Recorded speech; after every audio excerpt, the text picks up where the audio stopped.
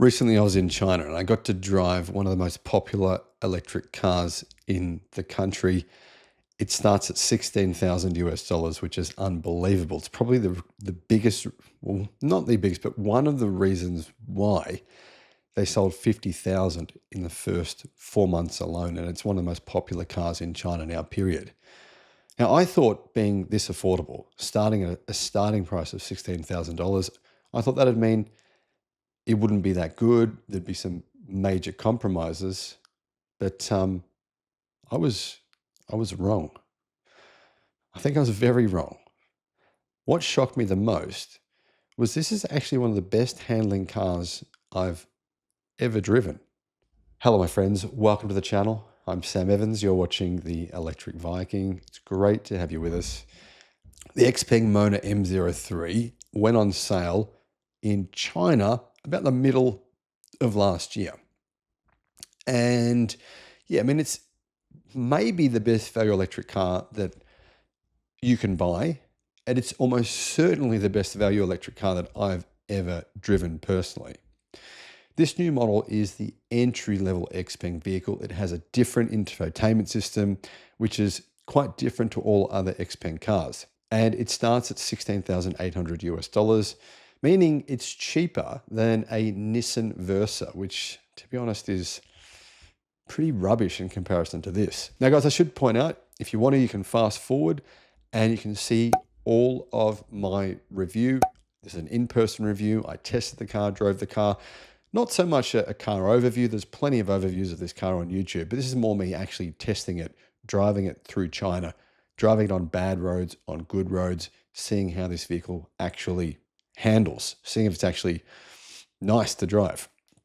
But before I get to that, I'll let you know some more of the specifications. Power comes from a 52 kilowatt hour battery pack. This is the base model for 16,000. 52 kilowatt battery pack, lithium iron phosphate. Claimed range is apparently 515 kilometers CLTC. So you're probably looking at about 425 kilometers WLTP. For 16,000 US dollars, you've got to admit, there's nothing in America, nothing in Detroit. There's nothing even remotely close to this car. It's just, I mean, it's a legit Tesla Model 3 competitor, and it's less than half the price. Power, it's got a 140 kilowatt front motor, drives the front wheels. Now, your first thoughts, my first thoughts were, oh, front wheel drive. Don't know about that. But interestingly, I'll get to what the handling is like in just a minute. So 188 horsepower. Anyway, that's a relatively smallish battery, but you can pay a couple $1,000s more. And for $18,000, you get a bigger battery, 62.2 kilowatt hour battery with a more powerful motor. It's got 215 horsepower. That's 160 kilowatt. And that front motor drives the front wheels. That bigger battery sees range increase to 385 miles or 620 kilometers. CLTC, that is, of course. So, real world range might be about 340 miles or about 520 kilometers.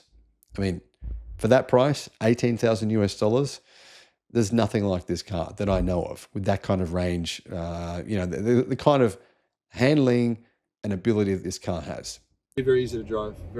It doesn't have that, some cars dead center. You don't get any movement from the center. It actually feels like the handling is pretty good in this car. It's definitely not sports car-ish, but it's one hand, so easy to drive one-handed. Very easy car to drive. Instantly feel that. One thing I do notice instantly though, a little bit more road noise than the G6 or the Xpeng P7, which makes sense. This is a much more affordable car. But yeah, as I mentioned before, one of the best-selling cars in China right now, and for a good reason. I actually have said on the channel before, I think this is the best value car in the world right now. If you can think of guys, if you can think of something that you think is better value, let us know in the comments. But I don't think there is. All right.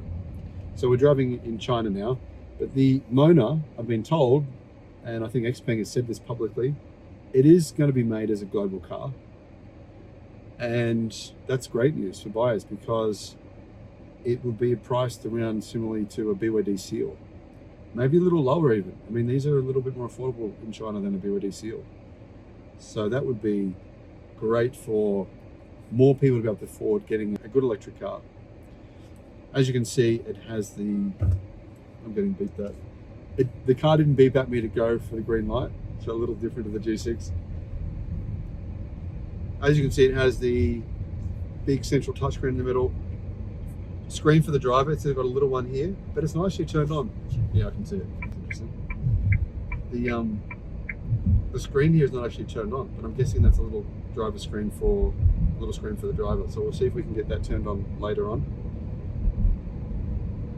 It's a pretty smooth car. I'm very impressed by it so far. And this mirror, let's set that mirror up properly. Nice big mirror, nice wide mirror. Pretty good view through the back of the car. I don't know where we're going, by the way. We're just driving. Just driving to wherever. We're going to drive to Nepal. Actually, we'll go to Tibet first, okay? So it's in cruise control right now. I'm not sure how I set that. It's just driving in cruise control for a minute. Not sure how. Can you activate? So I don't know how I activate it. Doesn't matter. One spot here for your phone.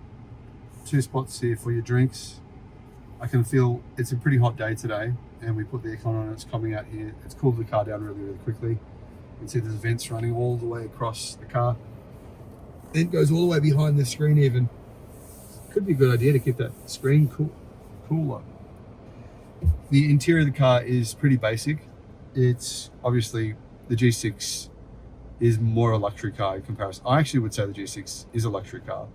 This is more of a basic car on the inside. So, you know, it's certainly that harder sort of feel, but to be honest, I've never had any issues with that. Probably good when you've got kids, less likely to damage stuff, or if you're me, who damages things easily. So, other than that, steering wheel is actually quite a nice feeling, nice fabric on the steering wheel. And as you can see, it's got the similar buttons to the G6 here.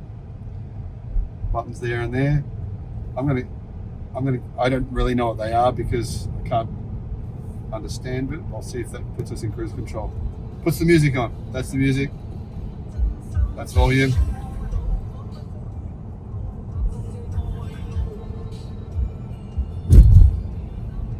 Not the music I expected. Can change it. Okay, let's see what this one does. Is that going to do cruise? Okay.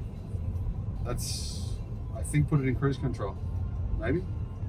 It's staying at around 40, 41.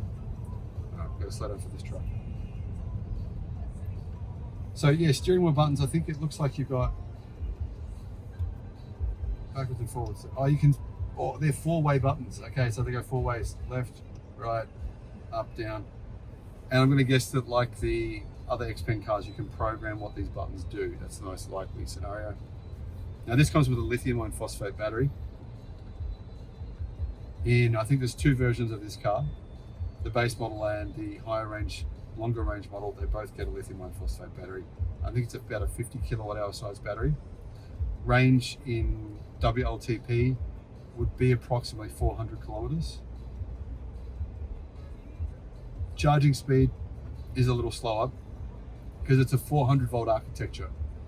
So 400 volt architecture means slower charging than a G6 or a G9 or a P7 or other models with 800 volt architecture. But I mean, everything you got to pay for, right? And you don't necessarily need that super fast charging. Most people don't actually need that. So I think that this for most people would be perfectly suitable, especially considering the fact that in most Western countries, you're going to do the majority of your charging at home. So in that situation, it'd be the perfect car, really, wouldn't it? Now, regen braking. I don't know how to get to regen. Can we see what we can do with regen? Do you want to pause it for a second?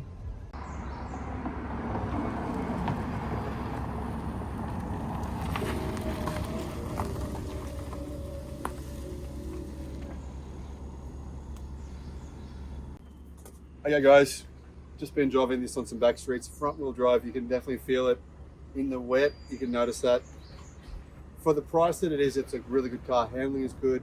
Not really much body roll. I've driven around some corners fairly quickly, in and out of traffic. I think it's a great value for money car. I'm a big fan of it. Let's do some more driving. I just got back from driving the Mona. Been on a pretty long drive, probably drove for about an hour. Did some crappy, kind of bumpy, dirty roads and some back streets. A couple of wet roads. I don't know how they got so wet. It seems like they hosed them down here to stop the dust or something. And I tried hard to drive it fast on the wet roads. So you could really tell front wheel drive. It was scrabbling for traction. On the wet roads, it was, I was trying to get traction. Someone else is taking it for a drive now. These are selling like crazy here in China. I don't think XPENG can make enough of them because they're such good value. But anyway, as far as I know, it's the only front wheel drive car that XPENG sell. And when you accelerate, you can definitely feel the dynamics are different to XPENG's other cars, the rear wheel drive. I do prefer the rear wheel drive cars or all wheel drive. But to be honest, at a price point like this, it's it's pretty spectacular. And the truth is that, especially in Asian countries, but even in the West, most people don't want to spend $50,000+ on a car. And being able to buy one of these for $17,000 base price is really, it's that opportunity where you say, well, either I have a decent car or I have a crap car. And hey, at this price, it's a no-brainer. I've heard they're coming to Australia and other countries and will be cheaper than a BYD Seal. So it's worth keeping that in mind if you want an affordable electric sedan. These are on the market, or will be on the market, within the next 12 months. So my takeaway from it, interior is very scratchy, plasticky interior. And I have no problems with that. I mean, a lot of journalists say that stuff's terrible. I personally think, well, it's good. I actually, a lot of the soft touch interiors do get dirty, get marked up quite easily. So at a price point, it totally makes sense to have an interior like that. You're not going to get a premium interior in a car that costs that much money. But even then, the media screen was nice, the graphics were good. The only thing I don't like about it was a different operating system. Or different UI, so user interface was different to XPENG's other cars, meaning if you're coming from another XPENG, you'd be like, what is going on here? I don't understand. You've got to learn a new user interface. So there's another one in black. It's not a bad looking car. I mean, it's not the greatest looking car, but not a bad looking car. And obviously when you start comparing it to XPENG's other cars, like the G9, which is a truly great looking car. The P7 is also very nice. There's an upgrade for the P7 coming as well, which is crazy that they're already upgrading it. Here's that Mona that I was just driving. Color-wise, there's quite a few different colors. Here is the color I was just driving, but I prefer the black personally. I think the black is a little more premium. There's your black, and there's your black from the rear. And black from the rear, definitely in my take is much nicer. So I'll just have a walk around here. As you can see, here's Xiaomi SU7 right there. What else we got here? Another Mona, the old G9. That's the old model G9. The new model G9, we're hoping to go and test drive it right now as well. So we will have test driven 4 different XPENGs in the one day on Chinese roads illegally. But XPENG, hey, kudos to you guys for letting me do this. I am super appreciative of XPENG being so flexible, letting us test the cars, letting us just do everything. It's been amazing. There's the P7. That's a cool color. And here's a grey Mona. This is my favorite color of the Mona. This one right here. Grey color. So that's the grey one. You can get a more expensive model. That's more the luxury model. And that has 360 miles of range that costs $21,850. All models have a large panoramic glass roof, a lot like a Tesla roof. The inside of a Tesla, you get that large glass roof. And they get an 18-speaker sound system, which is impressive considering the price. Really impressive. There's a big screen in the middle, and there's no traditional instrument cluster. But you can get one for $84. $84. I mean, yeah, I'm going to guess everyone's going to do that. It's only $80. So yeah, there's an option to get that if you want it. Xpeng actually got more than 10,000 orders within 52 minutes after they showed this car off, and they ended up getting, I think, 50,000 pre-orders within maybe about 10 days from what I can recall. So yeah, I test drove this vehicle in China, and there's a few things, compromises. I mean, for example, there's a wireless phone charger, but it's only for one phone. You know, the interior is pretty scratchy plastics, but personally, I never touch that stuff anyway. You just sit in the seat and you touch the steering wheel. And other than that, you don't really rub your hands on everything else. So I found the car was comfortable. But the big takeaway, and you're going to see this in the video, the test driving, is the handling is probably one of the best handling cars I've ever driven. I did not expect this from an electric car. I did not expect this from a car costing this much money. And a front-wheel drive car. I've owned front-wheel drive cars. In fact, I've owned about 5 different, let me think about it, Mitsubishi Magna, there was a Toyota Corolla GT, there was a Toyota Orion, which is like a 6-cylinder Orion, had a lot of power. There was another Magna. There was, yeah, wow, just going back. I had a Ford Capri Turbo. There's so many cars I've owned.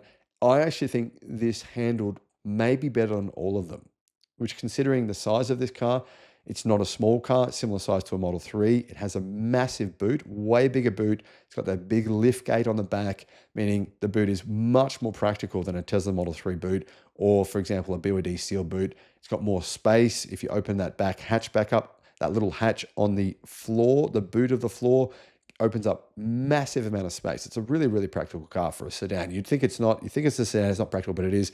Combine all that together, and it's an incredibly good handling car as well. I was really shocked by it. I think it handles even better than my XPENG G6, which is a much more expensive car. I'm sort of just thinking to myself, what the hell happened? That car handled so well. It's not what I expected at all. Straight away you get in the car, you can feel the front wheel drive. You can notice it instantly because you get used to, I think I'm used to rear wheel drive or all wheel drive in electric cars. But the handling was just, whoever tuned this car, give them a damn raise, because they did an incredible, incredible job. Now, as for the infotainment screen being different to all other XPeng cars, it's a different operating system. I can't really rate it. I don't know, because it's always all in Chinese. I didn't know what was going on. So I can't really say, but I can say something about the price. This car is meant to be coming to Australia, they're saying, by the end of 2026. My guess is it might come in at around 40,000 Australian dollars. There's nothing like it. I mean, this would make it cheaper than an equivalent internal combustion sedan, which I can guarantee you won't have the same handling, the same range, the same ability to plug into your solar and drive for free. At this price, I don't think it has any rivals. There's nothing. The cheapest BYD Seal is significantly more expensive than this.